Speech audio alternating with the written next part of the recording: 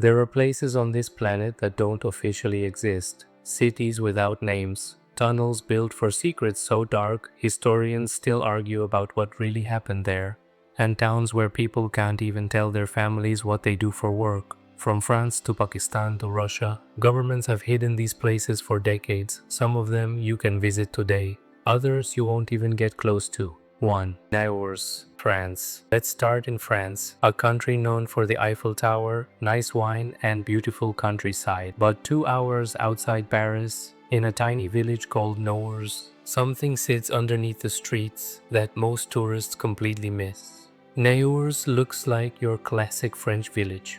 Quiet streets, maybe 1,000 people living there.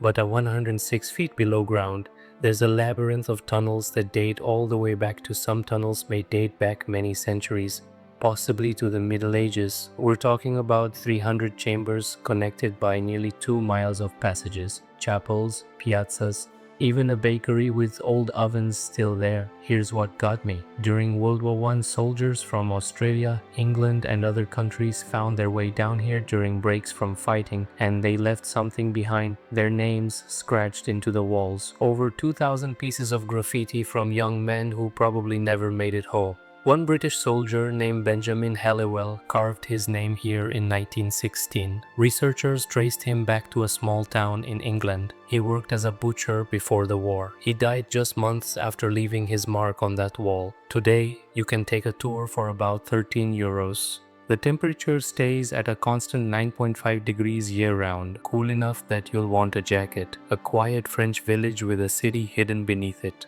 And most people drive right past. 2. Shanghai Tunnels, USA. Now we cross the Atlantic to Portland, Oregon. Underneath this trendy American city, there's a network of tunnels that locals call the Shanghai Tunnels. Here's the story, and I want to be careful here because historians actually debate this one. The tunnels were real.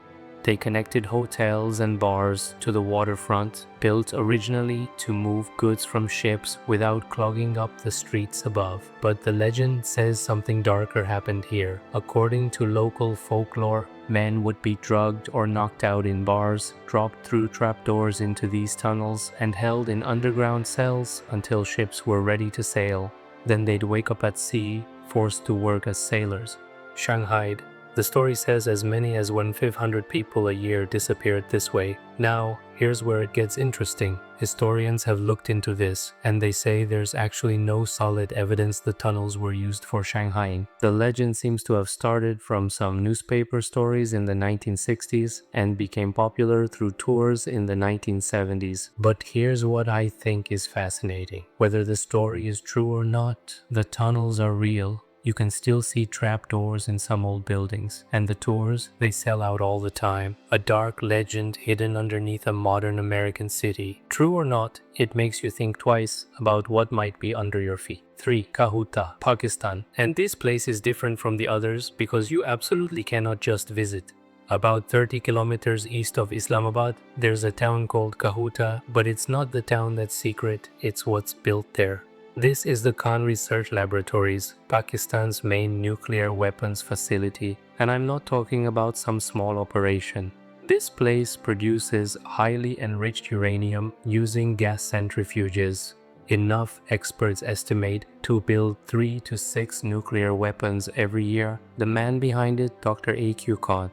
He was a German-educated metallurgist who worked at the uranium enrichment facility in the Netherlands. In 1975, a year after India tested a nuclear bomb, Khan left Europe with blueprints for uranium centrifuges, things he absolutely should not have taken. By 1986, Kahuta was producing weapons-grade uranium, and in May 1998, Pakistan tested its first nuclear device. Here's something wild. In the late 1980s, Pakistan actually started publishing technical articles about centrifuge design, like they were advertising what they could do.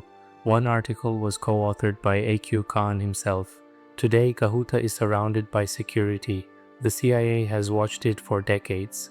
The facility itself is heavily restricted and surrounded by tight security, the way other places are, and the people who work there, they don't talk about their jobs.